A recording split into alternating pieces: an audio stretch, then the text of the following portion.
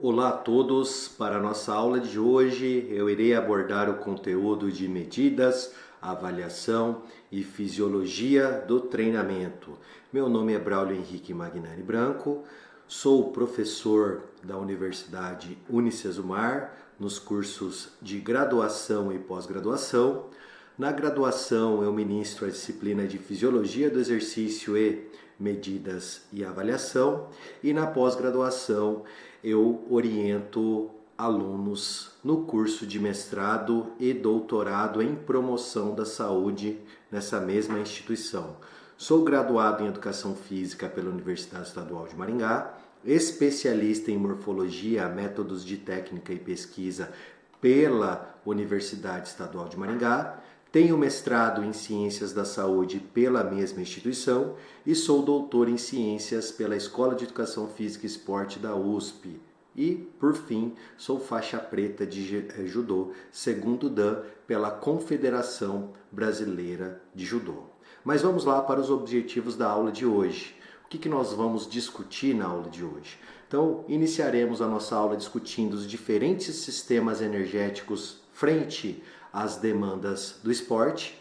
Vamos apresentar a aplicabilidade da avaliação nos esportes de combate.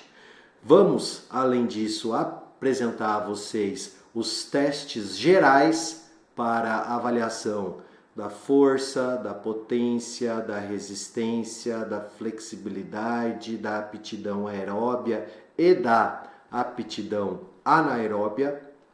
E, por fim, nós vamos trazer alguns testes específicos para o judô e para o Brazilian Jiu-Jitsu.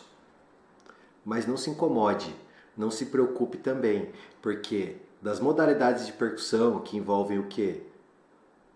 Taekwondo, o karatê, o muay thai, o boxe e até mesmo das modalidades mistas, como o MMA, eu trago materiais complementares para nós realizarmos a nossa discussão na parte prática do nosso curso. Então, alguns materiais vão estar disponíveis para vocês na nossa parte prática do curso e outros materiais eu vou colocar eles de adendo e de brinde a todos vocês no meu canal no YouTube. Quando? A partir de fevereiro, quando eu retornar da minha viagem a Portugal. E vamos lá, quais seriam, aliás, os objetivos da avaliação? Primeiro ponto, nós precisamos, dentro de um programa de avaliação, identificar possíveis fatores de risco, quando nós falamos de saúde e qualidade de vida, e até mesmo quando nós falamos de desempenho físico esportivo. Segundo ponto, qual que é o ponto relacionado à nossa avaliação? Por que avaliar?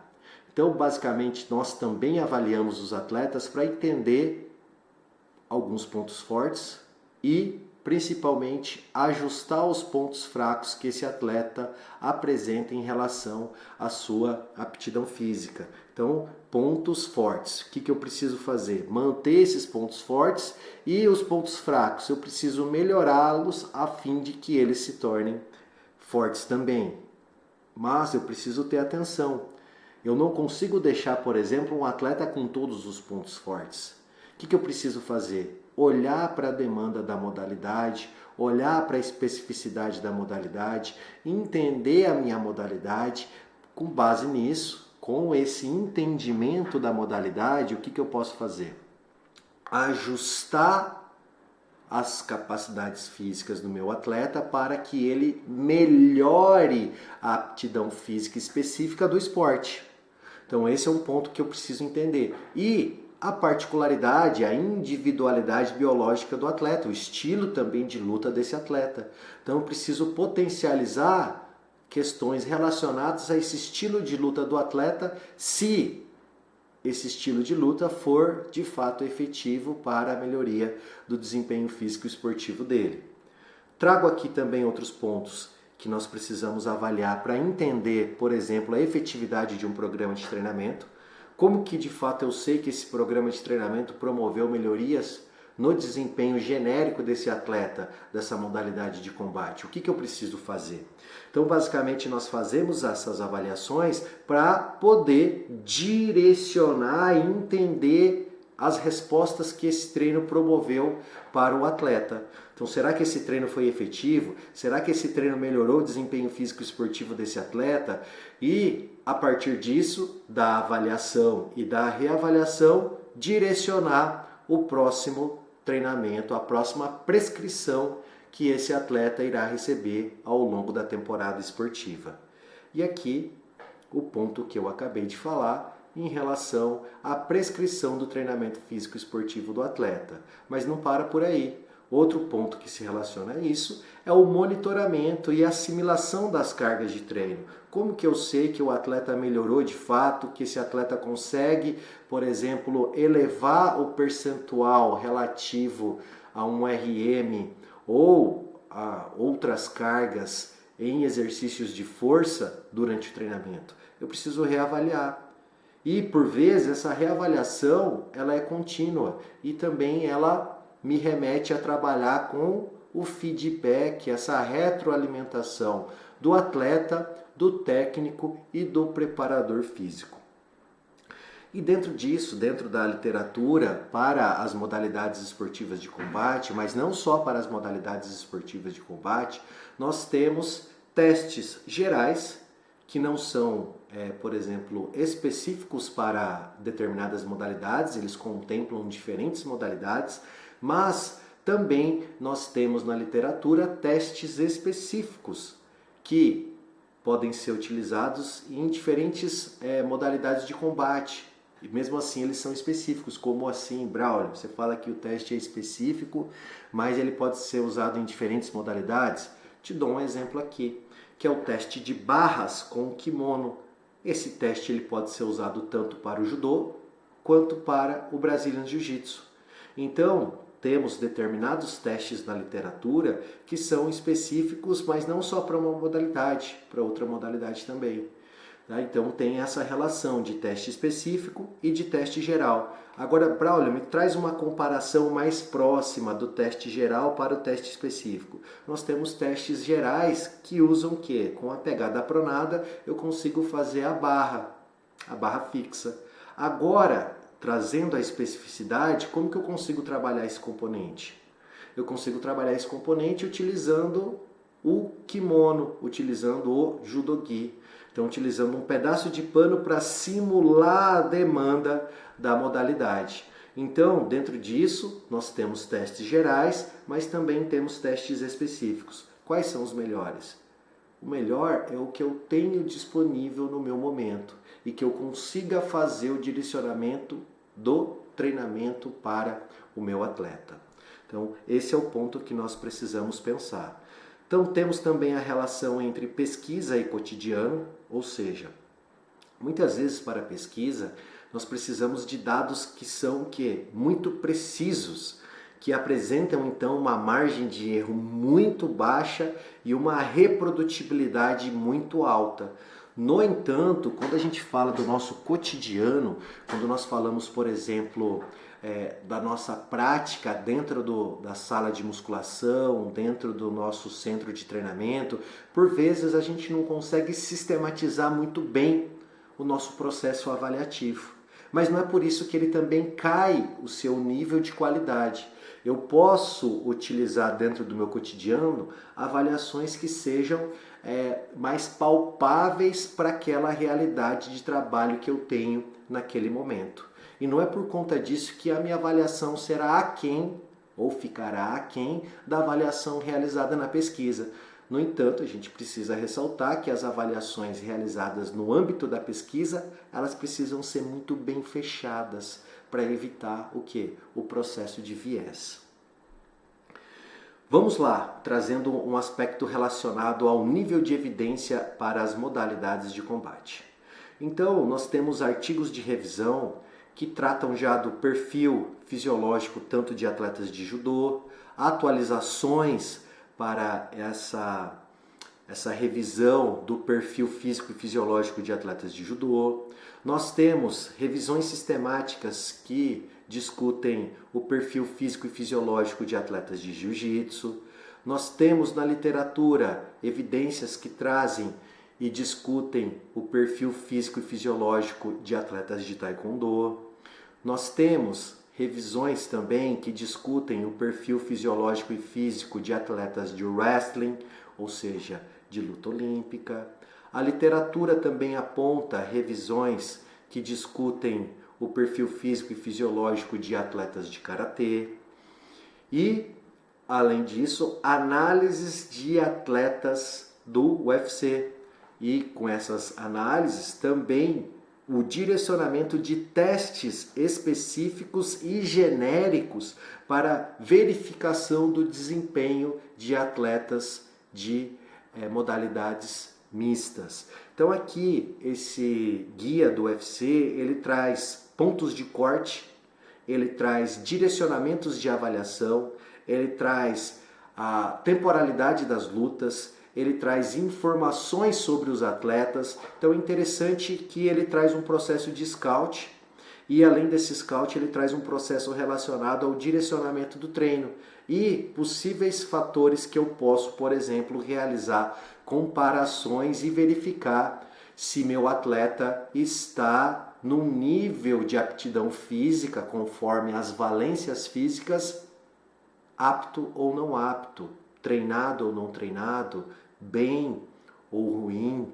Então eu tenho essa possibilidade também de análise nas modalidades mistas. Aqui um estudo muito recente, uma publicação do grupo do professor Emerson Franchini, na qual eu fiz parte, que traz 6 capítulos que abordam as capacidades físicas de atletas de diferentes modalidades de combate, tanto das modalidades de grappling, que seriam as modalidades de agarre, quanto das modalidades de percussão, que seriam modalidades que envolvem o quê? Chutes e socos. E além disso, o que tem até o momento, até 2021, que havia sido publicado com as modalidades mistas, ou seja, o MMA.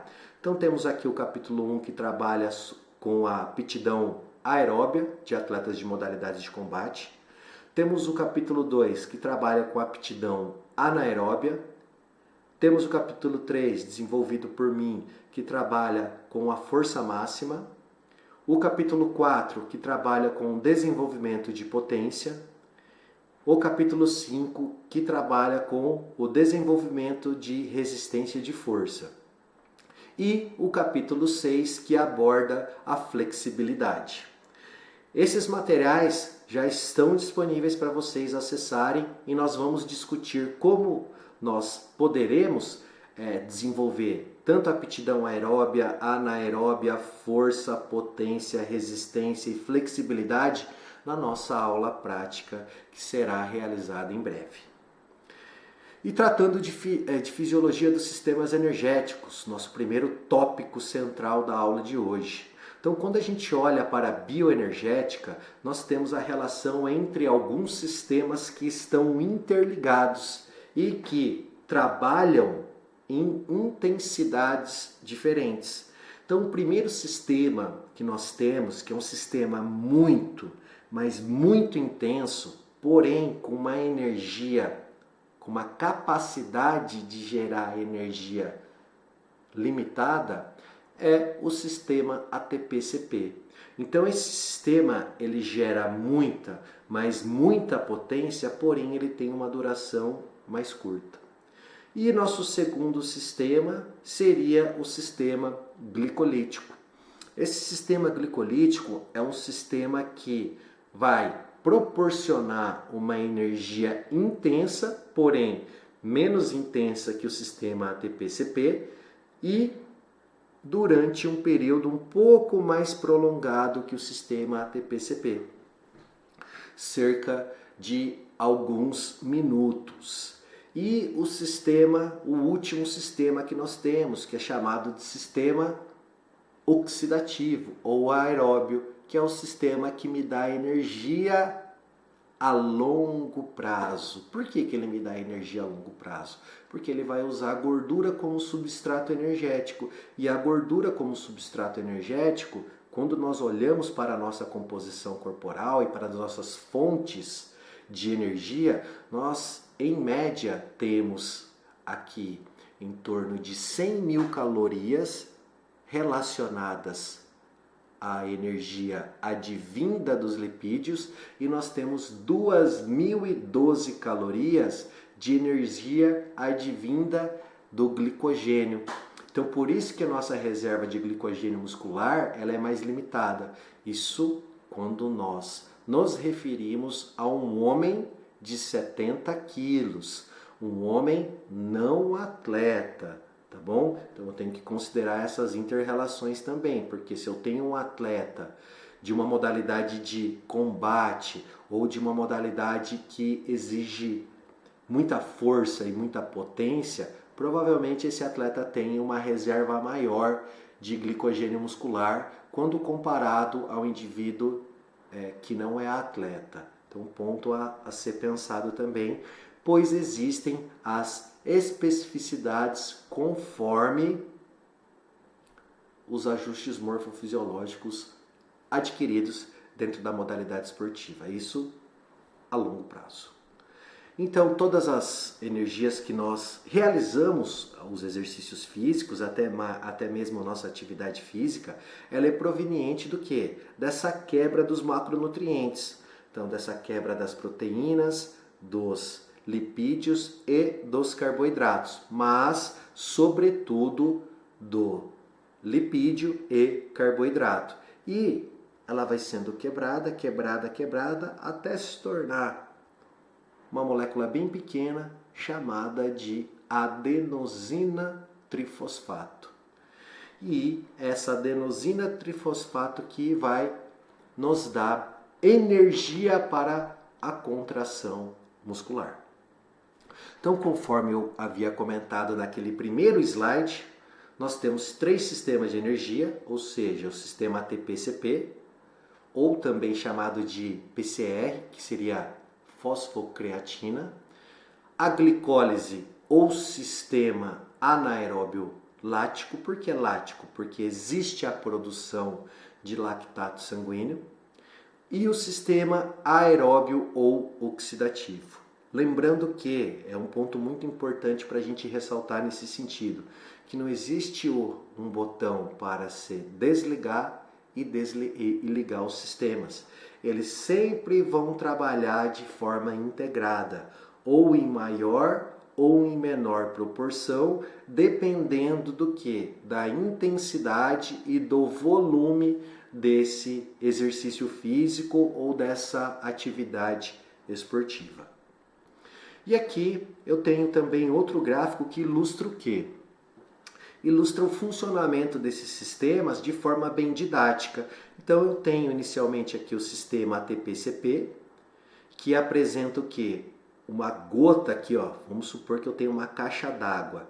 Eu tenho uma gota, então essa torneira está muito aberta, ela vai me proporcionar uma gota de água, uma gota de ATP muito grande.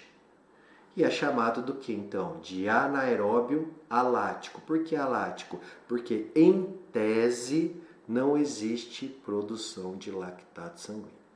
Aí nós temos aqui embaixo da gota do sistema ATP-CP já uma caixa d'água um pouco maior, que é a caixa d'água do sistema glicolítico. Então vejam bem, eu tenho ali uma gota bem grande, só que eu tenho uma reserva pequena.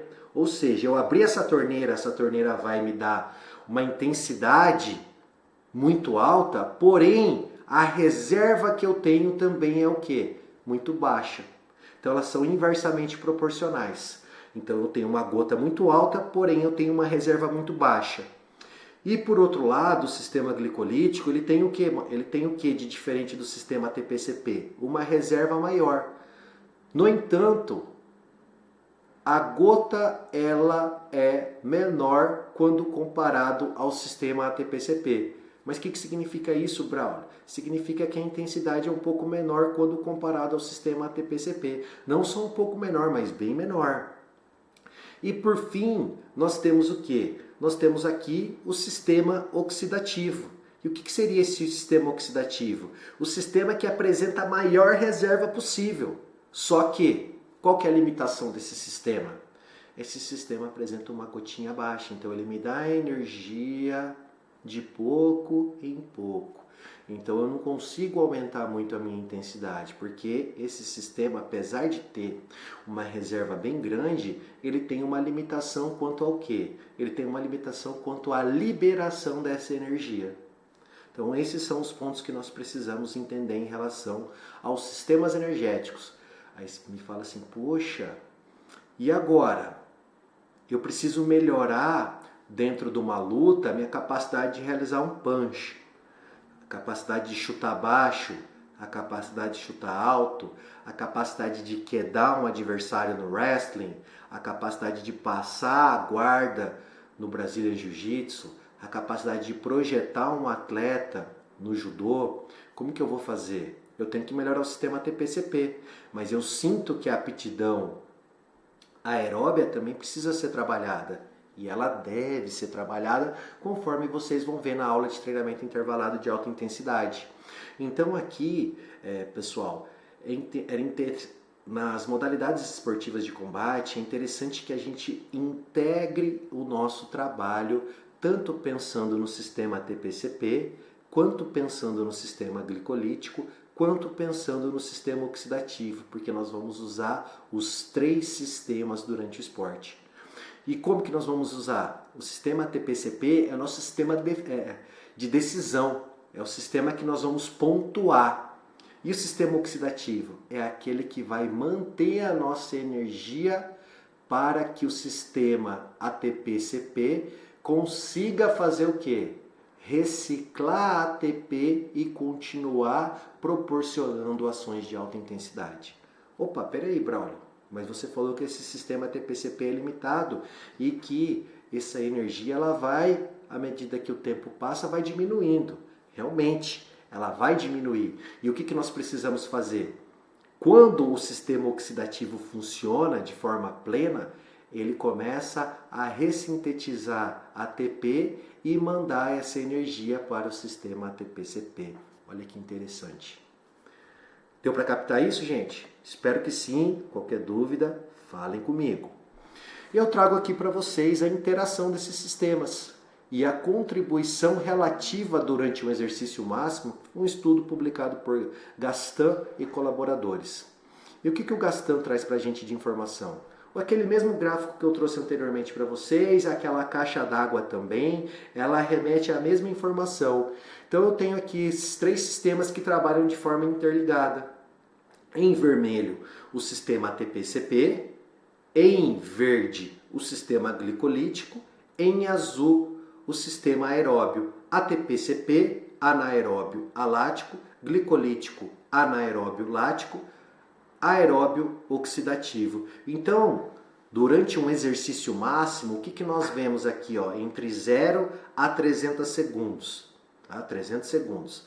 Aqui, nesse eixo que está embaixo, eu tenho o eixo X e ao lado eu tenho o eixo Y. Então, no meu eixo X, eu tenho a duração em segundos desse esforço. No meu eixo Y, eu tenho a utilização, a contribuição desses sistemas energéticos. Então, vamos supor aqui que um exercício que eu faça, um exercício máximo por 300 segundos, o que ele vai ser predominantemente? Ele vai ser predominantemente aeróbio. Agora vamos supor que eu esteja fazendo um exercício que envolva 10 tiros de 20 segundos. Será que ele vai ser exclusivamente anaeróbio alático ou com uma participação também do lático? Então, o que acontece durante esse período? Conforme eu vou repetindo os esforços de alta intensidade, a demanda sobre o metabolismo aeróbio, ela vai aumentando. Então, se a gente olhar aqui, vou dar um exemplo de futebol para vocês. Se a gente olhar uma modalidade, o futebol, ele é predominantemente o quê? Aeróbio. Então, ele vai envolver muitos gestos que vão utilizar, muitas ações que vão utilizar o metabolismo aeróbio. Mas quando eu olho para ações isoladas, com o jogador tentando saltar para cabecear, um jogador driblando em alta intensidade. Será que tudo isso vai ser aeróbio? Não. eu tenho ações que vão utilizar o sistema TPCP, eu tenho ações que vão utilizar o metabolismo glicolítico. Então, dentro do esporte, nós vamos interligar esses sistemas energéticos conforme o gesto motor, a técnica que está sendo realizada naquele momento. Mas de forma geral, esses esportes que eu comentei com vocês, tanto o futebol quanto as lutas, são esportes que são predominantemente aeróbios. É até engraçado de dizer que a luta é predominantemente aeróbia, mas ela é. Com gestos motores que pontuam sendo predominantemente anaeróbios. Então, desse modo, o gesto motor que pontua é predominantemente anaeróbio. E o aeróbio me ajuda a ressintetizar o ATP para a manutenção dos gestos anaeróbios. Então eu preciso trabalhar tanto aerobiamente quanto anaerobiamente. Mas será que eu preciso correr para melhorar o meu componente aeróbio? É isso que vocês vão ver na aula de treinamento intervalado de alta intensidade que nós deixamos prontos para vocês. Na realidade, eu não vou responder agora. Vocês vão assistir a aula e vocês vão ter esse indicativo se sim ou se não. Mas não posso responder agora. Então temos aqui a estimativa da contribuição dos sistemas energéticos. Então um exercício de 10 segundos, ele vai ter isso exaustivo, um exercício máximo, de intensidade máxima. Eu vou ter aqui, por exemplo, nós vamos ter, aliás, predominantemente uma ação anaeróbia, com 94% dessa ação sendo anaeróbia e 6% sendo aeróbia. E à medida que o tempo vai passando, isso já em 240 segundos, nós temos uma grande inversão, com 79% dessas ações sendo aeróbias e 21% sendo anaeróbias. E em 75 segundos de esforço, 1 minuto e 15, eu já tenho aqui a predominância do aeróbio, com 51%, em relação ao anaeróbio. E quando a gente traz para algumas provas do atletismo, como 200, 400, 800 e 1500, o que nós vemos aqui de diferença? Contribuição do anaeróbio em 200 metros ela é predominante. Nos 400 metros ela já diminui, mas ainda ela é predominante. E nos 800 e nos 1500 ela deixa de ser predominante. Por quê? Essas modalidades apresentam já uma característica mais aeróbia do que anaeróbia. Mas quando a gente olha para as lutas elas têm um efeito muito concorrente, porque eu preciso tanto do metabolismo aeróbio quanto do metabolismo anaeróbio. Então eu tenho que trabalhar ações que são concorrentes para o desenvolvimento tanto da aptidão aeróbia quanto da aptidão neuromuscular. Lembrem-se, a luta é concorrente, são esforços concorrentes. Tenho aqui o mesmo gráfico que me leva, uma figura que me leva para essa mesma direção, ou seja, à medida que o tempo vai passando, então eu tenho ali no eixo X embaixo, na duração do exercício em segundos, que várias estatísticas que foram utilizadas aqui nessas linhas, e aqui no eixo Y eu tenho o percentual de utilização do metabolismo aeróbio. Então, à medida que o tempo vai passando, a modalidade vai se tornando mais o quê? Mais aeróbia. Isso vocês vão ver na minha aula também de treinamento intervalado de alta intensidade, que eu trago alguns exemplos de outras modalidades de combate. Wrestling, judô, jiu-jitsu, taekwondo, karatê. Então vocês vão poder acessar e verificar o percentual de utilização dos diferentes metabolismos na aula que já está disponível a vocês. Então aqui o ponto que eu trouxe, tá? Repetidamente aqui então para vocês, em relação à participação aeróbia e anaeróbia. Então pontos importantes para a gente ter isso como atenção.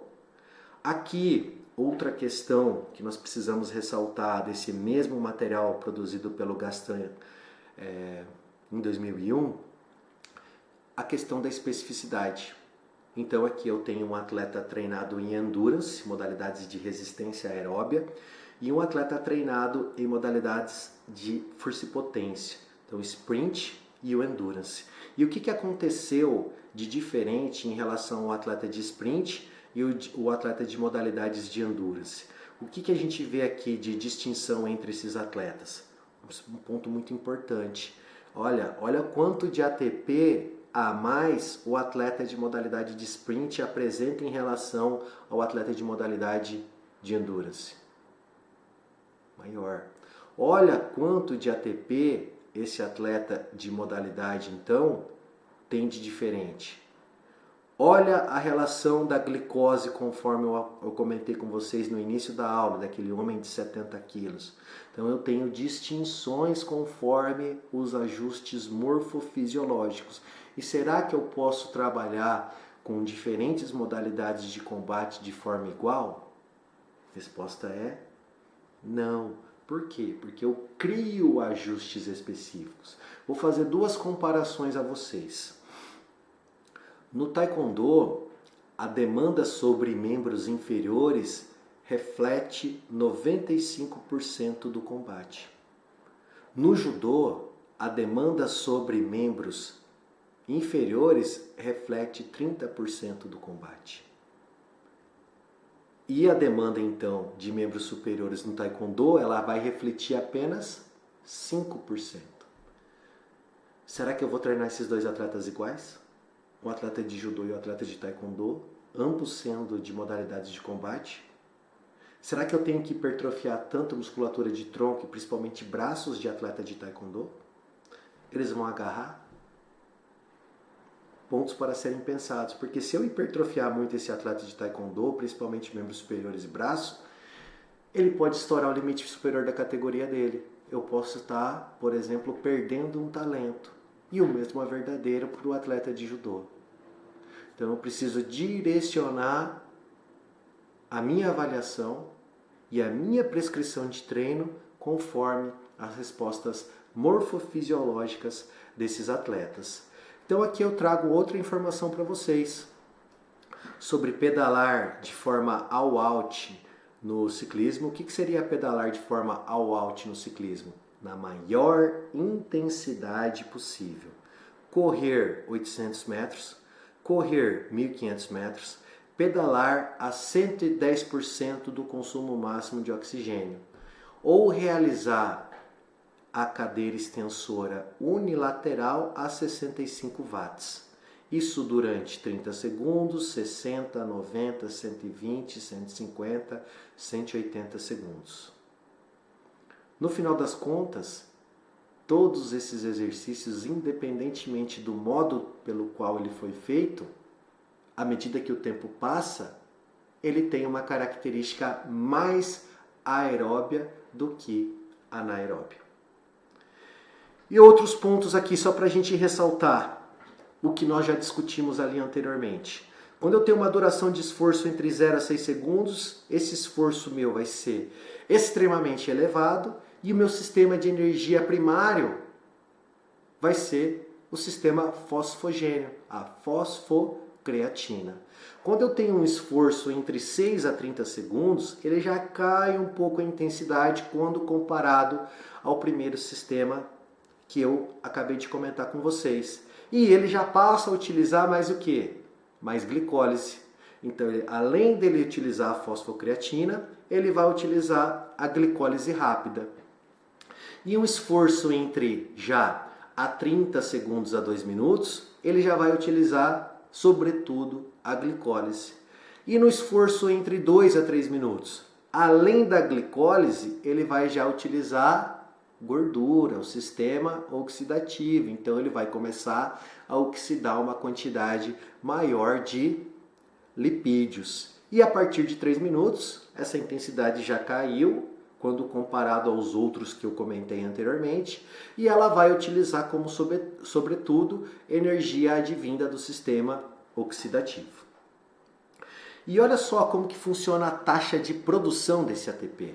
A capacidade de produzir e de liberar esse ATP para a realização de energia. Quando eu falo do fosfogênio, da fosfocreatina, eu consigo produzir muito rápido essa energia. No entanto, para eu ressintetizar essa energia, ela acontece de forma muito lenta. Então eles são inversamente proporcionais. Olha lá no final, oxidação de gordura. Eu uso essa oxidação de gorduras, eu vou quebrar esse ATP lentamente, só que ao mesmo tempo que eu estou quebrando lentamente, eu estou produzindo isso muito rapidamente. Então aí que vem o ponto que a gente faz aquela ligação do que eu comentei anteriormente, que o aeróbio é importante para o anaeróbio. Para quê? Porque lá no meu aeróbio eu vou fazer a ressíntese de ATP para dar energia para a manutenção do anaeróbio. Temos aqui também ajustes, tá? Pensando nas modalidades. Então, se eu tenho, por exemplo, esportes de combate com períodos de luta diferentes, provavelmente eu vou gerar ajustes morfofisiológicos diferentes, tanto em relação às fibras musculares, quanto em relação à aptidão aeróbia. Então, basicamente, uma modalidade de combate que tem uma duração maior, ela vai exigir muito mais do sistema cardiorrespiratório do que aquela modalidade de combate que tem uma duração menor. No entanto, eu também tenho uma distinção, porque quando essa duração ela é menor, eu tenho um ajuste neuromuscular maior. Então são esses pontos que a gente precisa pensar na possibilidade quando nós formos realizar a prescrição do treinamento para atletas de modalidades esportivas de combate. Pontos então, dentro da avaliação anaeróbia e da fisiologia do sistema anaeróbio. Nós temos dois tipos de anaeróbio aqui. O anaeróbio alático e o anaeróbio lático. O anaeróbio alático vai envolver o quê? Vai envolver a utilização do sistema ATP-CP. E o anaeróbio lático vai envolver, além da utilização do sistema ATP-CP, o sistema glicolítico. E agora vamos lá para os testes. Vamos começar a discutir os testes genéricos para modalidades esportivas de combate. Então, vou trazer para vocês, primeiramente, os testes de ordem aeróbia. Então, quais são os testes de ordem aeróbia? Então, nós temos aqui um método direto, em que nós utilizamos um analisador metabólico de gases para verificar o que? As trocas gasosas, o consumo de oxigênio e a frequência cardíaca desse atleta. E nós temos também os métodos indiretos. Então, os métodos indiretos envolvem o quê? Testes que foram validados pela literatura e que por vezes apresentam alguma equação para a gente calcular de forma indireta o consumo máximo de oxigênio dos atletas. Então ele não usa esses analisadores. Ele pode usar o quê? Ou frequência cardíaca, ou pode usar a percepção subjetiva de esforço. Basicamente ele vai utilizar essas medidas. E onde nós podemos fazer esses testes então? A gente vai fazer esses testes se forem laboratoriais, nós vamos usar os ergômetros, se forem testes progressivos, mas também nós temos testes progressivos de campo. Então, trazendo para o laboratório ou para uma academia, nós conseguimos fazer alguns testes utilizando esses ergômetros que eu trouxe de exemplo para vocês agora. Então aqui, laboratoriais, como que esses testes são realizados? Vou trazer alguns exemplos aqui para vocês de um atleta de Jiu-Jitsu, Brazilian Jiu-Jitsu, avaliado no nosso laboratório.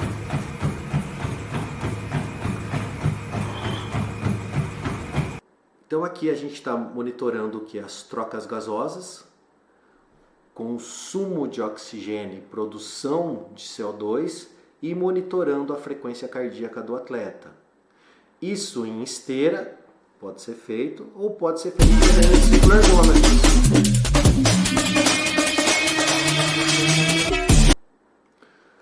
Tanto para o corpo todo, quando nós falamos de esteira, quanto para membros superiores. Aqui é uma adaptação na época em que nós não tínhamos bicicleta de membros superiores. Aqui a gente está vendo o consumo de oxigênio de tronco do atleta de judô Vinícius Marcondes. Então nós temos uma diferença conforme o quê? A modalidade. Aí eu pergunto para vocês, mas já vou responder também. Será que seria interessante medir o consumo de oxigênio de membros superiores de um atleta de taekwondo? considerando que as ações são todas de membros inferiores? A resposta é não. E já no atleta de judô, no atleta de wrestling, no atleta de jiu-jitsu, seria interessante? Sim, porque ele usa muito membros superiores, até mesmo para eu adequar o treinamento intervalado de alta intensidade para ele em membros superiores. Então, fica essa dica para vocês, pessoal. Temos aqui outro ponto, que é desafiando um dogma na fisiologia do exercício. Então aqui esse dogma, o que se trata esse aspecto? Quando a gente fala de teste de esforço, muitas vezes esses testes vão de 7 a 26 minutos, isso no ciclo ergômetro, ou de 5 a 26 minutos numa esteira, o que acaba inviabilizando a nossa realização desse teste. Vamos supor que eu tenha 15 atletas, que eu treino 15 atletas. Só para realizar o teste de esforço, de cada atleta eu vou gastar quanto tempo? Inviabiliza a minha ação, porque eu vou ter que ter o quê? Vou deixar de treinar esse atleta para avaliar apenas uma aptidão dele, mas eu não tenho que avaliar apenas a aptidão aeróbia, eu tenho às vezes que avaliar a aptidão anaeróbia, eu tenho que avaliar a força máxima, eu tenho que avaliar a potência, eu tenho que avaliar a resistência, eu tenho que avaliar a flexibilidade. Eu vou passar um dia todo avaliando esse atleta, mas eu não posso passar um dia todo, porque eu tenho fadiga acumulada de um teste para outro. Então eu vou ter que separar a avaliação desse atleta em dias. E como eu vou separar essa avaliação de atleta em dias e vou deixar esse atleta uma semana sem treinar? Então existem alguns dogmas dentro da fisiologia do exercício e que por vezes a gente consegue minimizar isso. Eu vou trazer alguns exemplos para vocês de algumas avaliações que nós conseguimos fazer em esteira ou em ciclo ergômetro, que podem ser um pouco mais rápidas, que vão durar ali em torno de 10 minutos. Então aqui trago já para vocês em relação aos testes progressivos. Aqui um aquecimento que nós podemos fazer entre 5 a 10 minutos na esteira. Então vou inserir alguns sprints para para preparar esse atleta, aquecer ele em nível cardiovascular e aquecer ele também em nível neuromuscular. Vou aumentar então aqui durante esse teste 1 km de velocidade na esteira a cada 2 minutos. Então, o atleta vai começar correndo, então a cada 2 minutos eu vou adicionar 1 km.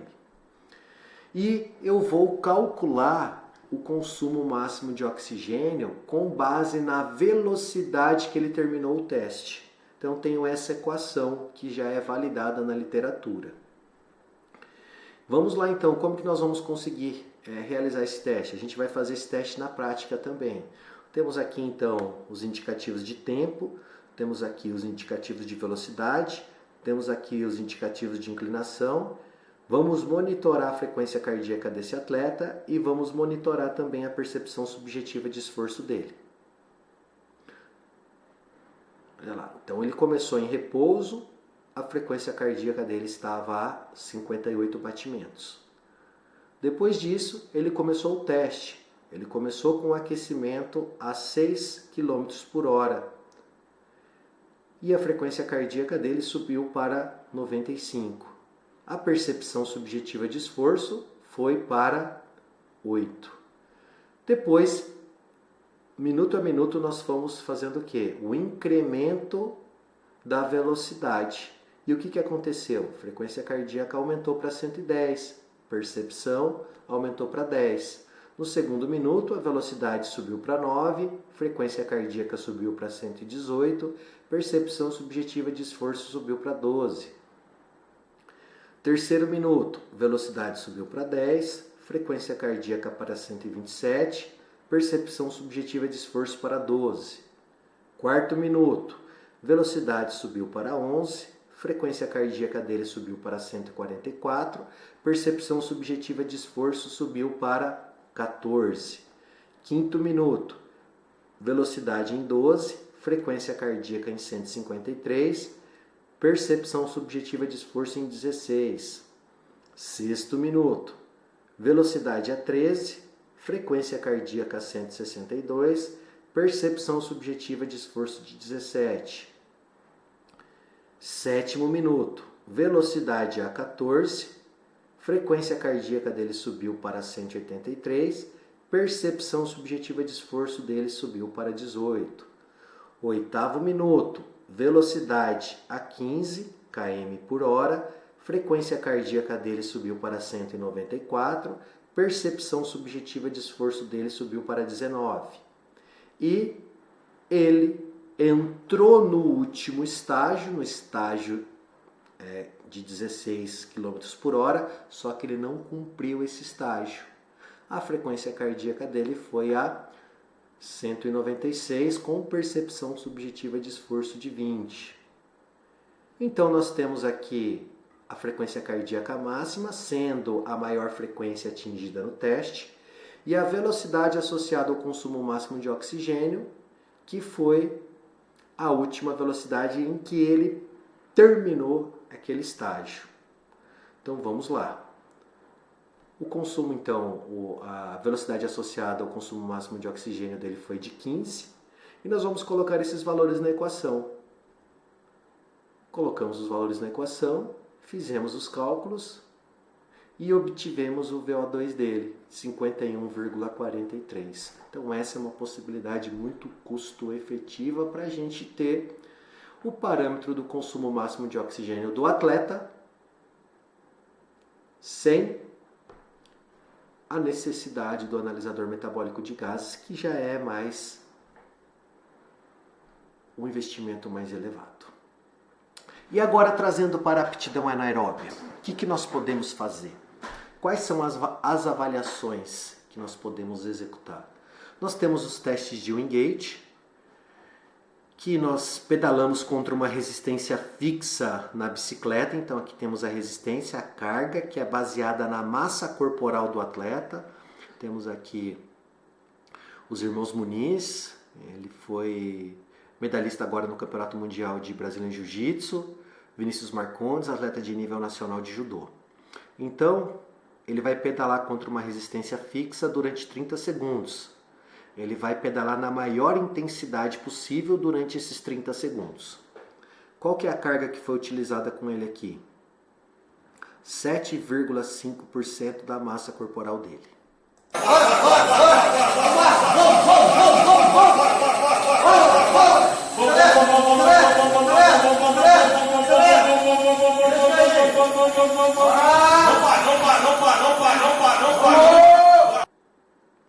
E aqui, quando nós tínhamos apenas a bicicleta que a gente fazia essa adaptação, a bicicleta que nós tirávamos o pedal e colocávamos um suporte para o atleta conseguir pedalar em membros superiores. Bora, bora, bora, bora, bora, bora!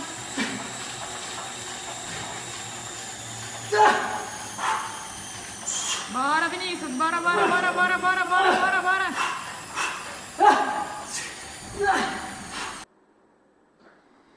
Então, os dois testes de Wingate, tanto para membros superiores quanto para membros inferiores. E quais são as variáveis fisiológicas que nós conseguimos identificar durante o teste? O teste, então, conforme eu falei para vocês, é um teste de 30 segundos. Então, a gente consegue ter uma inferência sobre a potência anaeróbia que está associada ao sistema ATP-CP, ou seja, o sistema anaeróbio alático. Então nós temos aqui esse indicativo desses 30 segundos. Então aquele valor pico se refere ao pico da atividade do sistema ATP-CP. Tá? Então a potência pico aqui, então temos lá o pico que ele atingiu, o valor máximo e o valor mínimo que ele atingiu ao longo do teste. Aí temos também a potência média. O que seria a potência média? Essa média do primeiro segundo até o 30º segundo. Então essa média, ela se refere à utilização maior do sistema glicolítico, que é o sistema que produz o quê? Lactato sanguíneo. Então vamos lá. Como que a gente subdivide esse teste de Wingate? Em potência, que é a energia máxima liberada por uma unidade de tempo, e a capacidade. Qual que é a capacidade? Aquela energia que é despendida durante todo aquele período. Então, quando a gente fala de potência anaeróbia, a gente fala de sistema ATP-CP, o anaeróbio alático. Quando a gente fala de capacidade anaeróbia, a gente fala de sistema glicolítico. A gente fala de sistema que produz, então, uma quantidade elevada de lactato sanguíneo, que é um substrato que mantém a intensidade de esforço. Lactato não é vilão, tá, gente? E temos também o índice de fadiga. O que seria esse índice de fadiga?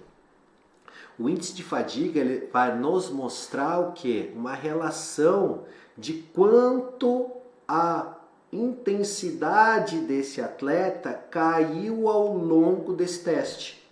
Então, quanto maior for a queda, maior será o índice de fadiga, pior o desempenho desse atleta na manutenção daquele esforço de alta intensidade. Mas isso é completamente normal quando o atleta apresenta uma adaptação muito grande de fibras de contração rápida, que são as fibras do tipo 2, que são subdivididas em fibras do tipo 2A e 2X. Normal. Quando nós temos um atleta de modalidade de resistência aeróbia, esse índice de fadiga dele é menor. No entanto, a intensidade dele também, o valor pico que ele atinge é menor. Porque ele decai menos, só que ele também tem mais fibras de contração lenta, que são as fibras do tipo 1. Então, o desempenho dele para realizar força e potência é menor quando comparado a um atleta que tem uma adaptação maior para força e potência. Então aqui eu tenho um exemplo de 4 testes que foram realizados de Wingate de forma sucessiva. Na minha época de doutorado, olha lá, 2014, na época que eu coletei o meu doutorado na Escola de Educação Física e Esporte da USP. Aqui é um atleta de judô, ele fez um Wingate de membros superiores. Então ele fez um teste de 30 segundos, descansou 3 minutos, outro teste de 30 segundos, descansou 3 minutos, outro teste de 30 segundos, descansou mais 3 minutos. E o que vocês acham do desempenho dele? No primeiro, no segundo, no terceiro e no quarto. Olha o sistema ATP-CP dele. Será que esse atleta teve um bom desempenho ou um desempenho ruim? Diga-me, o que vocês acham em relação a isso? Então, pessoal, esse atleta, vamos lá, está treinado ou ele está destreinado? Pessoal, na realidade, ele está muito treinado. Porque ele fez um teste extremamente exaustivo e 3 minutos depois ele teve o mesmo desempenho. 3 minutos depois ele teve o mesmo desempenho e 3 minutos depois ele teve o mesmo desempenho. Braulio, essa queda ali é inerente das modalidades esportivas de combate na qual esses atletas apresentam ajustes para desenvolvimento de força e de potência. Lembra que eu falei do índice de fadiga? Ele vai ser mais alto no atleta de modalidade de força e de potência quando comparado a um atleta de modalidade de resistência. Então vamos lá, trazendo esse ponto aqui. Diferenças entre modalidades. Modalidades nas quais a velocidade e capacidade anaeróbia são importantes, eles vão apresentar mais potência pico em relação às outras. Como, por exemplo, um atleta de sprint, um velocista, quando comparado ao maratonista. Então, atletas, pessoas que apresentam predominância de fibra de contração rápida, conforme eu falei para vocês, eles apresentam um desempenho no que tange a potência pico mais alta do que aqueles atletas que têm um desenvolvimento maior de fibras de contração lenta. Então, eu tenho ajustes morfofisiológicos específicos conforme as modalidades esportivas. Olha aqui outro ponto que remete a essa questão. Então, tenho levantadores de peso aqui, o índice de fadiga deles, 45%. Eu tenho ultramaratonistas aqui na ponta, com um valor do índice de fadiga de 27,5%. Então, eu apresento, a literatura apresenta o quê? Já questões que evidenciam essa distinção conforme os ajustes morfofisiológicos que cada atleta apresenta de acordo com a especificidade da sua referida modalidade de combate. Temos aqui outras variáveis que podem limitar essa potência e capacidade anaeróbia. Então, o atleta que tem que tem uma concentração menor de creatina fosfato, o que vai acontecer com esse atleta? Ele vai ter um desempenho pior. O atleta que não tem o VO2 elevado, ele vai ressintetizar menos ATP, consequentemente ele vai fadigar mais rápido, ele vai ter um desempenho pior. Se esse atleta está realizando um processo de perda de peso, está fazendo uma restrição da ingestão de carboidrato, se ele tem pouco carboidrato, se ele treinou muito intenso no dia anterior e se ele for realizar o teste no dia posterior e as concentrações de glicogênio dele não tiverem sido restauradas, consequentemente ele vai ter um desempenho pior. E também, em relação às adaptações fisiológicas, se essas enzimas anaeróbias aláticas ou láticas não tiverem adaptadas, ele também vai ter um desempenho pior. E esse atleta, se ele não conseguir tamponar essa fadiga via redução do pH ou aumento dos íons H+, o que vai acontecer? Ele vai ter um desempenho pior. E também aquela questão relacionada aos tipos de fibras musculares, conforme eu apresentei para vocês. Ou seja, atletas que apresentam uma quantidade maior de fibras do tipo 1 são atletas que vão ter um desempenho inferior quando comparado àqueles atletas que têm um desenvolvimento maior de fibras do tipo 2, principalmente as fibras do tipo 2X. Temos aqui alguns valores de classificação do teste de Wingate para membros superiores em atletas de judô. Braulio, você está trazendo só judô? Na literatura a gente tem essa única tabela que foi elaborada para atletas de modalidades esportivas de combate, no caso o judô. Posso comparar com outras modalidades? Se for com alguma modalidade de agarre ou jiu-jitsu ou wrestling, você pode utilizar isso como referência, mas provavelmente não sejam os mesmos valores. Braulio, eu quero um valor de referência para a minha modalidade. Eu tenho uma tabela como essa? Não. A gente só tem para o judô, até o momento que foi publicado por Franchini e colaboradores em 2019. Como que eu faço então para entender o meu atleta? Aí você vai lá no início da aula, você vai pegar aqueles artigos de revisão fisiológica e de treino e você vai comparar o seu atleta com aquela revisão. Mas a gente não tem naquela revisão tabelas específicas. A gente tem os valores médios para poder fazer comparações. Embora esses valores médios, às vezes, por vezes, eles limitam a nossa comparação. Outro teste genérico agora que eu vou passar para vocês, o teste de Cunningham e Faulkner, que é um teste para medir a capacidade anaeróbia. Como que funciona esse teste? Esse teste é um teste que vai inclinar a esteira a 20% e o atleta vai correr a 12,9 km por hora, que nós arredondamos o valor. Quanto tempo? Em geral, atletas de judô e de jiu-jitsu conseguem correr entre 40 e 55 segundos. Atletas de futebol, Série A, Campeonato Brasileiro, eles correm em torno de 1 minuto e meio. Tá? Então ele vai ser um teste que vai trabalhar mais com a capacidade anaeróbia. Aí temos aqui a equação para calcular a potência, caso vocês tenham interesse. Aí ela está aqui à disposição de vocês. Eu vou mostrar o teste, como ele funciona, via um vídeo bem curtinho. So Danny, we're going to do the Cunningham and Faulkner test now, which is a test of your anaerobic capacity. Okay, but before we start the test, I'm going to take you away onto the treadmill and we're just going to run at a comfortable speed for 2 to 5 minutes. Once we've done that, I'll take you from the treadmill and we'll do some dynamic stretching. Okay, and then we'll start the test. Have you got any questions so far? Okay, so let's just jump on the treadmill and get you started. So Danny, we've just gone through some dynamic stretching and got you nice and warm now. Okay, so what I've done now is I've taken the gradient up to 20%, okay, and the speed's also at 12.9. Okay, so the test will start once you start running on the treadmill unsupported. The test will stop once you either hit the emergency button or you actually then support yourself while you're running. Okay, so when you're ready, put your hands on either side of the treadmill.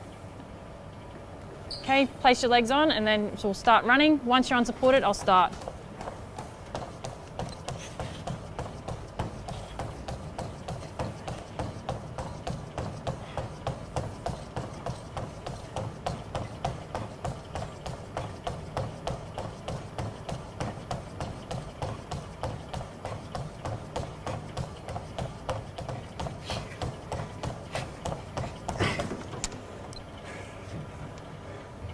Okay, that was 39 seconds, Danny, well done.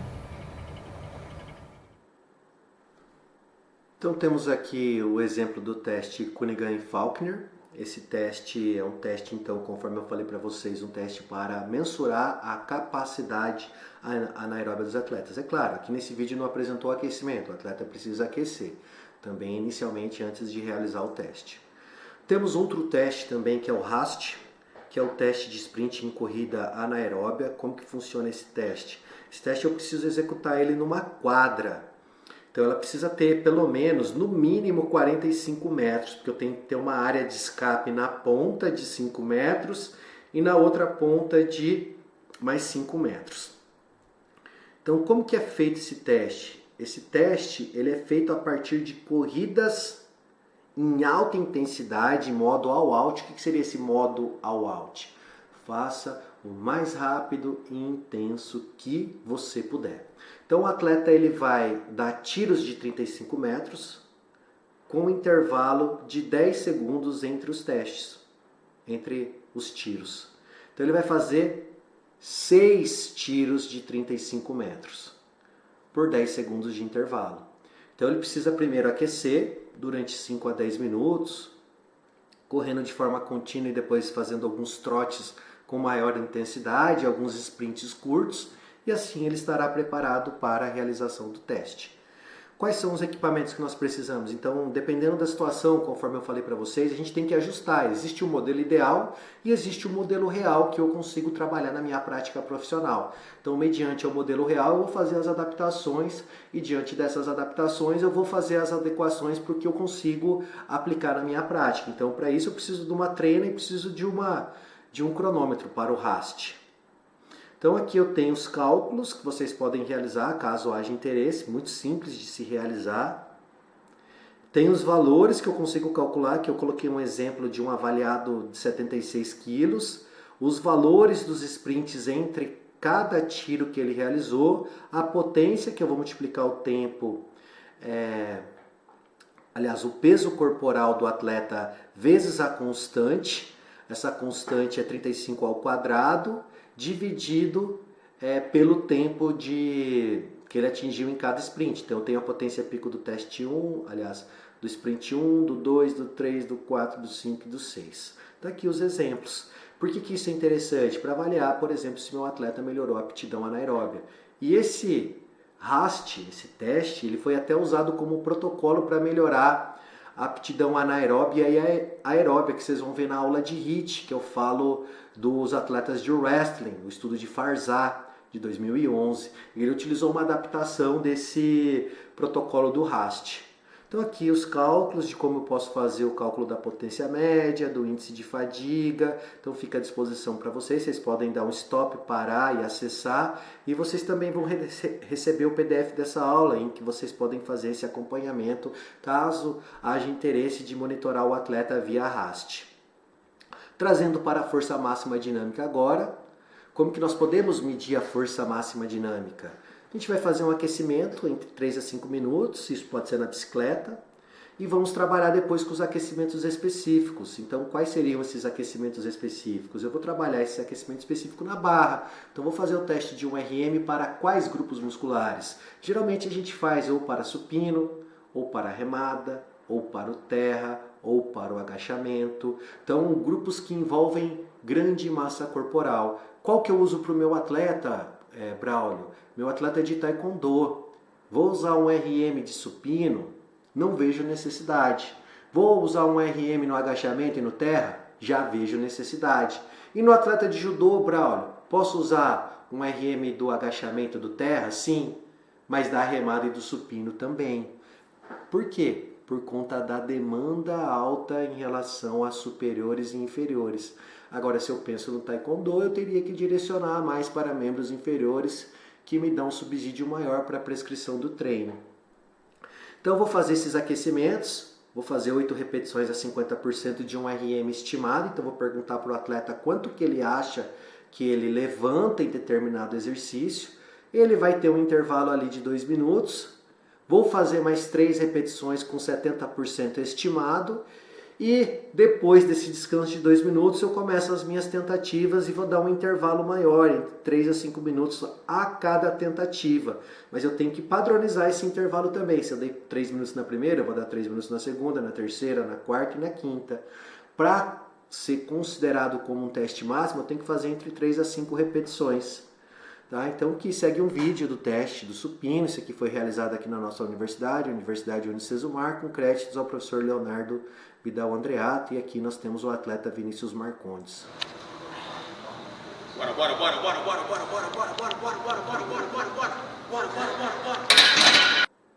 Lembrando que o professor Leonardo, ele só apoiou a mão, ele não realizou uma ação para ajudar o atleta Vinícius, porque a partir do momento que ele ajuda o atleta, a gente invalida o teste, essa repetição do teste. Temos aqui o agachamento a 90 graus, posso usar como parâmetro o banco para a realização da flexão de joelho do atleta. Aqui já no agachamento é interessante que eu tenha, por exemplo, mais um atleta para me auxiliar, aliás, mais um profissional para me auxiliar por conta da sobrecarga. Vai!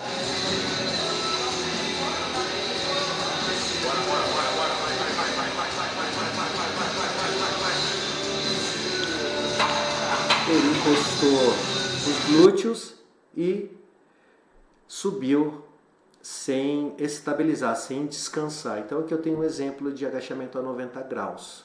Braulio, posso fazer o agachamento completo? Posso. Minha modalidade exige isso. O atleta, o estilo de luta dele exige essa demanda. Vamos supor que o Vinícius, considerando que ele é um atleta de judô, o Vinícius agacha, ele faz um Ippon Seoinage muito baixo. Seria interessante melhorar toda a amplitude dessa ação de flexão de joelhos para o treinamento de força do Vinícius? Sim. E se os golpes dele não envolverem essa ação? Eu já não acho necessário. Então a gente precisa fazer essa análise individual do estilo de luta de cada atleta para escolher o teste específico, para mensurar esse desempenho do atleta e adequar o programa de treinamento. Temos aqui outros modelos que nos permitem, por exemplo, avaliar a força máxima dinâmica, por exemplo, aqui de forma indireta. Como que seria a forma indireta? Usando uma equação. Às vezes a gente fica com receio de realizar um teste máximo ou não temos, por exemplo, pessoas para nos ajudarem a executar esse teste máximo. O próprio atleta pode realizar esse teste máximo sozinho, né, de forma indireta. Então, como que seria esse teste? Então, esse atleta ele realizará um aquecimento entre 3 a 5 minutos, atividade leve, conforme foi apresentado no aquecimento anterior. E esse atleta ele vai colocar uma carga para ele poder, por exemplo, fazer um supino, uma remada, um leg press, um agachamento, um terra, na qual ele atinja a falha concêntrica com menos de 10 repetições. Essa é uma equação do Brzyk, acredito que seja essa a pronúncia, na qual a gente vai colocar esse valor na equação e a partir disso nós vamos fazer o cálculo. Olha lá. João, exercício supino reto, esse é um exemplo. Carga levantada, 92 quilos. Número de repetições que o João fez.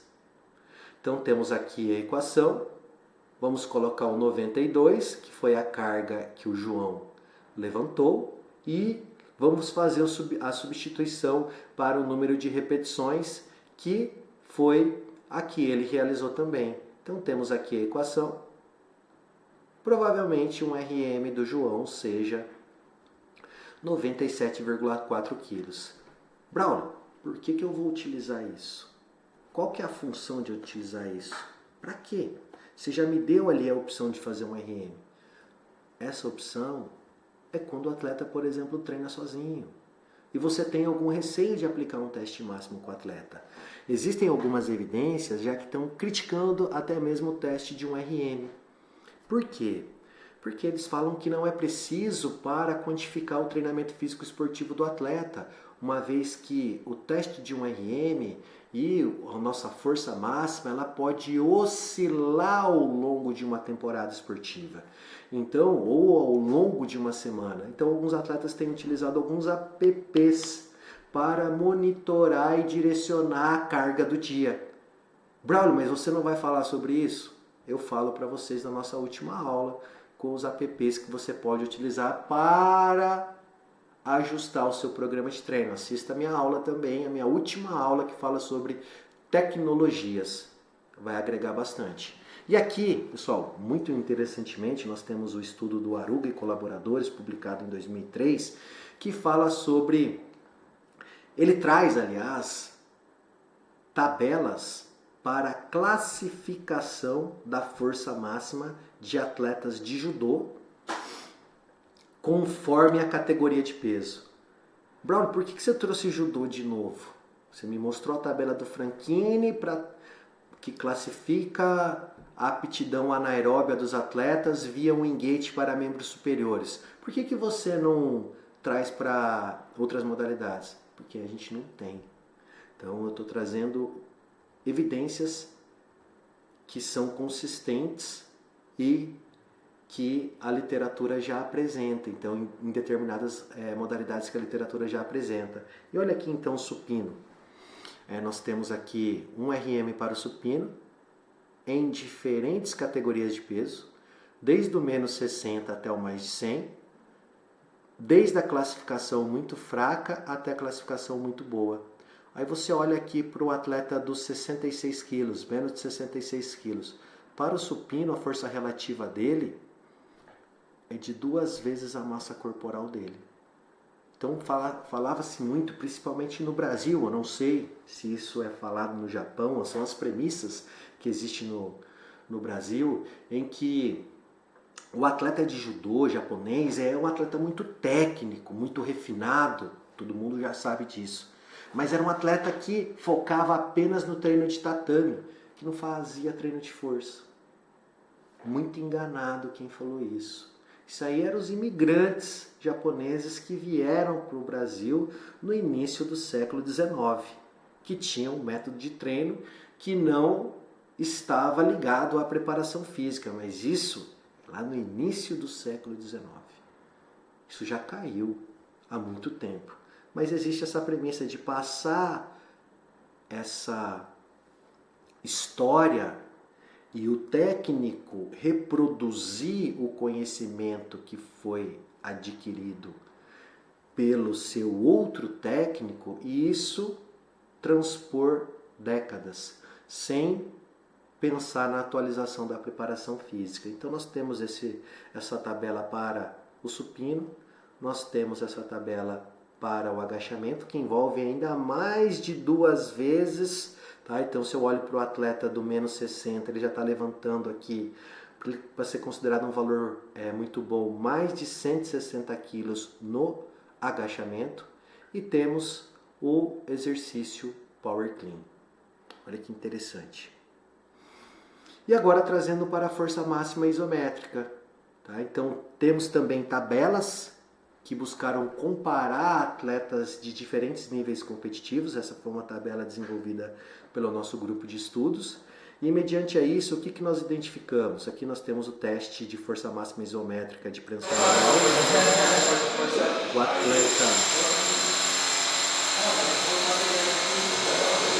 O atleta realizou a força isométrica máxima de preensão manual do lado direito e no lado esquerdo. Aqui é o nosso antigo laboratório de fisiologia do exercício da instituição. O atleta vai realizar essa contração voluntária máxima entre 3 a 5 segundos. E nós temos os pontos de classificação também para a força isométrica máxima de preensão manual em atletas de judô. Esses valores, eles vão desde o muito ruim até o excelente. Então, um ponto importante que nesse mesmo estudo a gente discute que existe uma tendência para atletas de nível internacional apresentarem valores mais elevados para a força isométrica máxima de preensão manual quando comparado, por exemplo, a atletas de nível estadual. Então, um ponto interessante de ser avaliado e de ser treinado, inclusive, a gente vai discutir um pouco sobre isso na nossa parte prática do nosso curso de preparação física. Temos aqui também a força isométrica máxima escapulohumeral, que também diferencia atletas conforme o nível competitivo, ou seja, atletas com maior nível competitivo obtiveram valores superiores quando comparado a atletas de menor nível competitivo. E o mesmo já não ocorreu com membros inferiores, porém nós temos essa tabela de classificação. Tá? Então a gente não obteve diferenças significativas frente à força isométrica máxima de tração lombar e de tração de membros inferiores. No entanto, nós temos uma classificação que vai desde o muito ruim até o excelente. Por que nós não verificamos diferença entre atletas de nível internacional para nível estadual frente à tração lombar e à tração de membros inferiores? Visto que as adaptações são maiores nesses componentes, por exemplo, entrada de golpe, manutenção da pegada, fator de especificidade da luta. E aqui os valores dos pontos de corte da tração lombar. Em relação à potência muscular, esse nosso mesmo estudo, que avaliou tanto a força isométrica máxima quanto a potência muscular, nós verificamos o que? Nós fizemos pontos de corte para mensurar classificações do squat jump, é aquele que o atleta já sai numa posição de flexão de joelhos a 90 graus, outros autores trazem até 110 graus e faz esse salto, que seria esse teste, que ele já vai sair daqui, da posição baixa.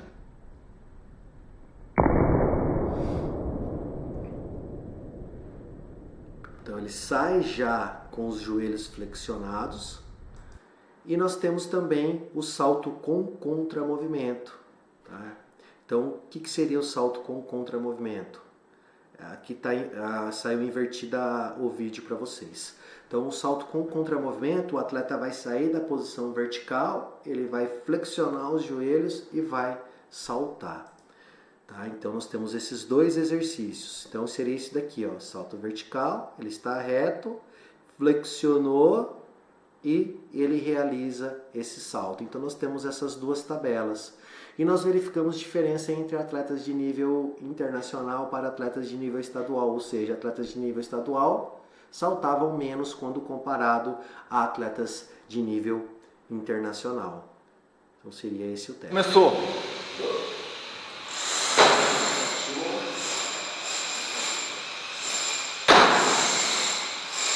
Então aqui eu tenho duas possibilidades. Posso utilizar as mãos, é claro que quando eu realizar a minha reavaliação, eu também tenho que utilizar esse princípio e também posso apoiar as mãos na cintura. As tabelas criadas até o momento, elas avaliam o quê? Elas avaliam o indivíduo com as mãos na cintura. Então até o momento a gente não tem tabelas que elevam os braços. Então eu recomendo que vocês façam o segundo e não o primeiro teste. Temos aqui então os valores, os pontos de classificação, tá? Para os atletas de judô, que vão desde o muito ruim até o excelente. E também temos a possibilidade de fazer saltos, a trabalhar a pliometria de membros superiores, que eu vou mostrar para vocês na nossa parte prática. Aí você me fala assim, Braulio, eu não tenho a possibilidade de fazer o teste vertical porque eu não tenho esse tapete de contato. Na nossa aula de tecnologias, eu aponto para vocês um software que é o MyJump 2, que a gente consegue medir a altura do salto via celular e nós não precisamos de uma plataforma que é mais cara até mesmo que esse tapete de contato que eu mostrei para vocês. Mas vamos supor que nós não tenhamos nenhum recurso. O que nós podemos fazer? O salto horizontal, para medir, fazer uma inferência sobre potência de membros inferiores. Aqui temos a pliometria de membros superiores, que em atletas de judô diferencia atletas de menor nível em relação a maior nível competitivo. Então, ponto que já direciona a questão do nosso treinamento também, principalmente ações de potência de membros superiores, para melhorar essa capacidade de gerar força num período muito curto ali da questão de tempo. Então, temos aqui. 5, 4, 3, 2, 1. Potência de membros superiores. E aqui outro exemplo. Em câmera lenta.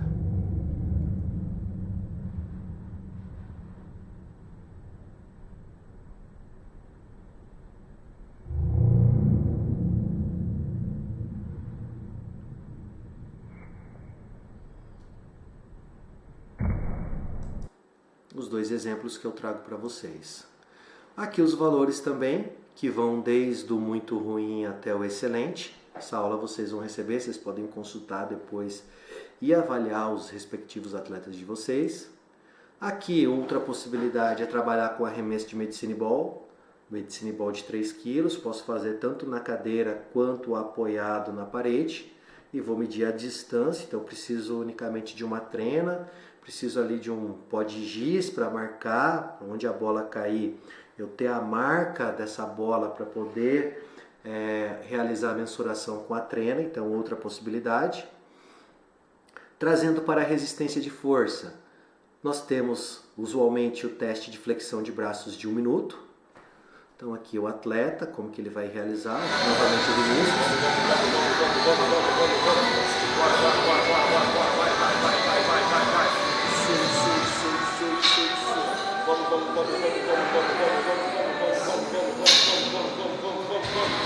Aí,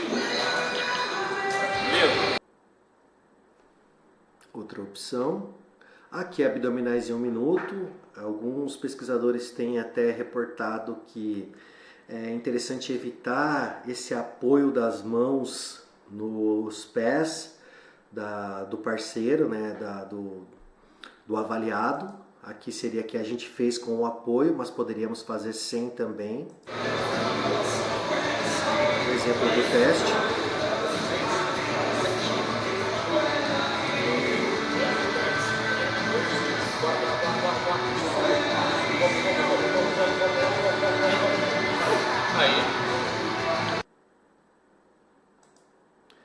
Outros testes para também medir a flexibilidade. Então, o teste de Wells, do banco do Wells. Então, sentar e alcançar de Wells. Então, vamos utilizar esse banco. Esse atleta, ele precisa, por exemplo, estar descalço, com os joelhos estendidos. Ele vai fazer o deslizamento das mãos dele sobre essa haste. Então, aqui é um funcionário da academia da universidade.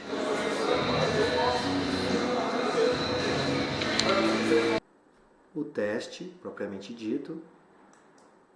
E temos também o flexiteste, que seria um teste para verificar a flexão dorsal, a flexão plantar, com vários níveis de classificação. Aqui de flexão de joelho, também com vários níveis de classificação, flexiteste, flexão de quadril, extensão de quadril e abdução de quadril. Posso verificar com base na imagem essa questão relacionada, por exemplo, a quanto o atleta atinge. Outros testes, como a flexão de tronco e a lateral de tronco também, então são testes muito práticos e acessíveis para serem realizados, dependendo da necessidade. E de extensão e abdução dos ombros. Então aqui a rotina do teste do flexiteste. Agora também temos testes específicos dentro das modalidades esportivas de combate. Então lá naqueles 6 artigos, que são 6 capítulos da avaliação, da fisiologia e do treinamento para as capacidades físicas, vocês vão ver que nós temos testes para o karatê, para o taekwondo, para o judô, para o jiu-jitsu. E eu vou apresentar hoje, na nossa aula, alguns testes para o judô e também para o jiu-jitsu, e testes que a gente tem, que nós estamos desenvolvendo para o Brazilian Jiu-Jitsu. Então, o teste clássico, que é o Special Judo Fitness Test. Esse teste clássico, o Special Judo Fitness Test, ele busca avaliar tanto a aptidão aeróbia quanto a aptidão anaeróbia dos atletas. Então ele é um teste que envolve o deslocamento em forma de corrida do atleta ativo, que vai ficar aqui no centro. Então o atleta ativo vai ficar aqui no centro, ele vai correr, projetar esse outro atleta pela técnica Ippon Seoinage e vai depois correr e projetar esse outro atleta. E ele vai fazer isso de forma sucessiva durante 15 segundos. Ele vai descansar 10 segundos e vai repetir o segundo bloco e depois o terceiro bloco. Então, como que é calculado esse índice? Nós temos um índice que nos dá uma classificação para o Special Judo Fitness Test. Então, esse índice ele é relacionado à frequência cardíaca final. Portanto, nós precisamos mensurar a frequência cardíaca. durante todo o teste e após o teste 1 minuto. Então esse atleta vai ter a frequência cardíaca monitorada durante todo o teste, após 1 minuto nós vamos somar e dividir pelo número total de arremessos. Quanto menor o índice, melhor o desempenho do atleta. E por que ele está relacionado tanto com o sistema aeróbio quanto com o sistema anaeróbio? Porque as projeções são relacionadas ao sistema anaeróbio e a frequência cardíaca é relacionada ao sistema aeróbio. Então temos aqui o teste, vou mostrar ele brevemente para vocês. Isso aqui também vocês vão poder acessar posteriormente.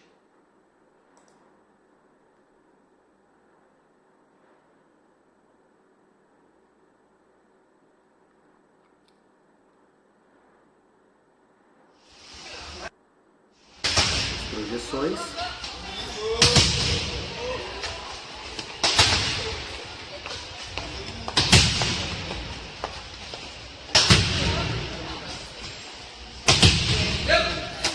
A atleta vai voltar ao centro, vai descansar 10 segundos e vai para o segundo bloco, que tem duração de 30 segundos.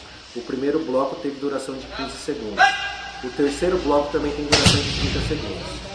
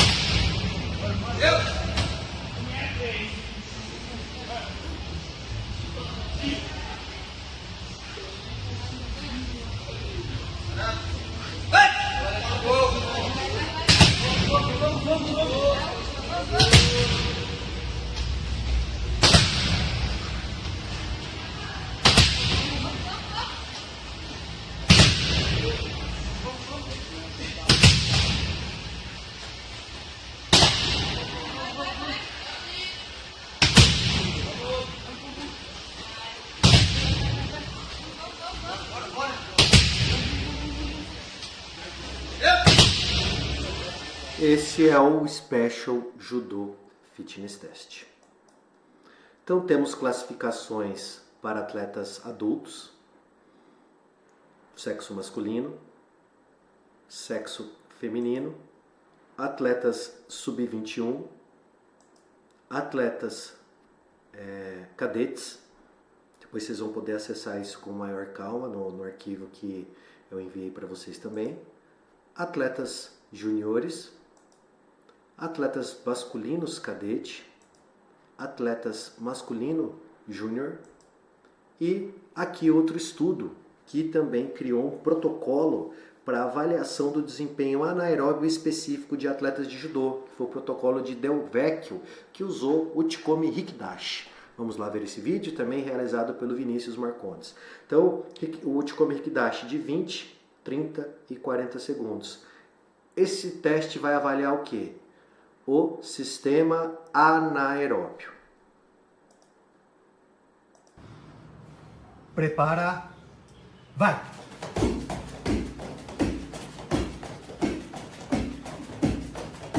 O que nós vamos fazer aqui? Contar o número de repetições que o atleta Vinícius. realizou.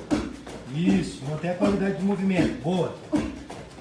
Boa. Continua, Vinícius. Qualidade, qualidade, qualidade. Gira o tronco.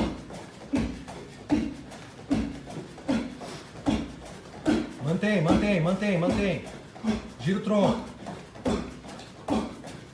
Boa, Vinícius. Mantém. Boa, mantém. Vai, vai, vai, vai, vai, vai, vai.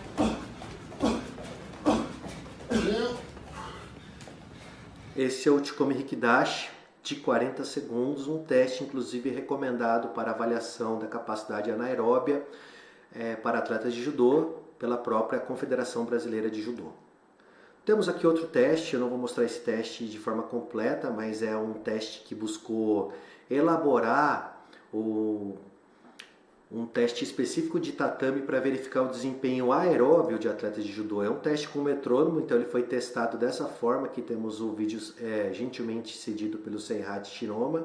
Então esse atleta está com o analisador metabólico de gases, e esse é um teste que dura aproximadamente 13 minutos. Então esse atleta, por meio de um metrônomo, ele consegue quantificar o número de repetições realizadas nesse Uchikomi Hikidashi, e à medida que o tempo passa, esse metrônomo começa a bater mais rápido. Então esse atleta também tem que aumentar o ritmo de entrada de golpe dele, ao metrônomo. 14 segundos. Vou adiantar que ele aumentou a velocidade. Aqui ele já está bem mais rápido.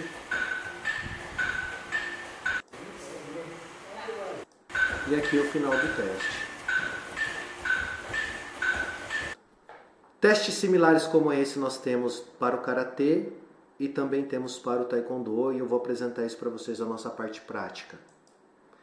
Outros testes agora para medir a resistência de força. Nós temos testes específicos para medir a resistência de força tanto em atletas de judô quanto em atletas de jiu-jitsu, que é o teste de barras dinâmico.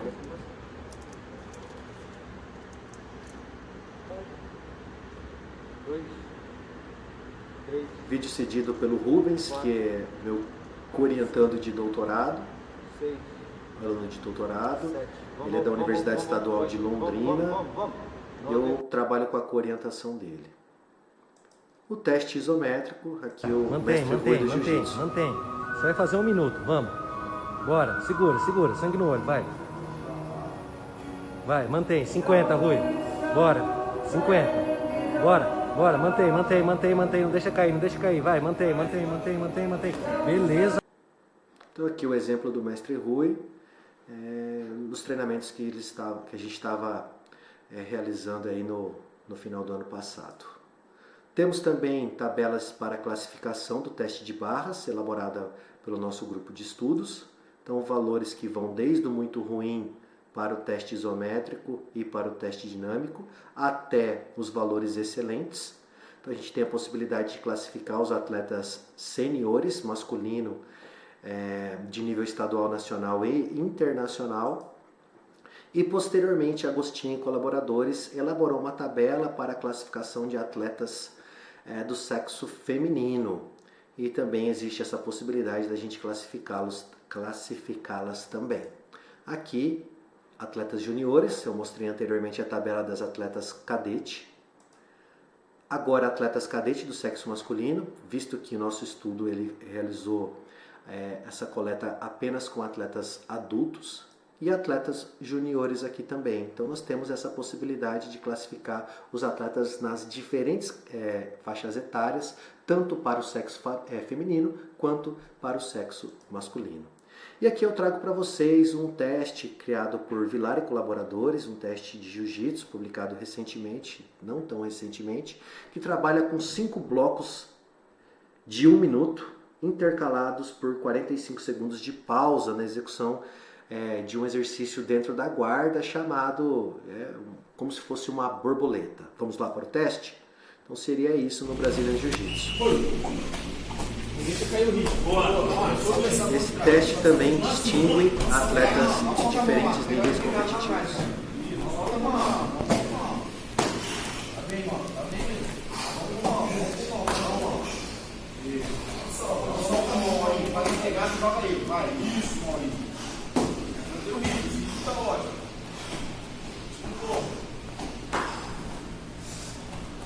Vamos lá atrás, Maurinho, vamos.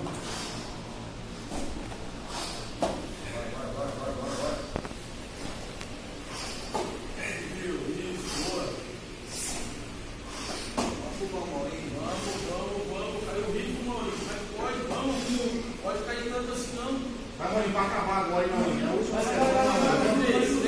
3 vai. Mais 2, vamos, mais 2. Mais um, cara. Tô acertando.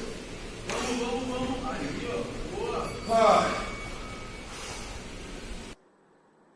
Esse teste está correlacionado ao lactato sanguíneo e frequência cardíaca dos atletas, que também estava correlacionada à mesma demanda fisiológica relacionada à luta. O problema desse teste é que ele simula apenas uma técnica e ele é um teste mais voltado para atletas guardeiros. No entanto, a gente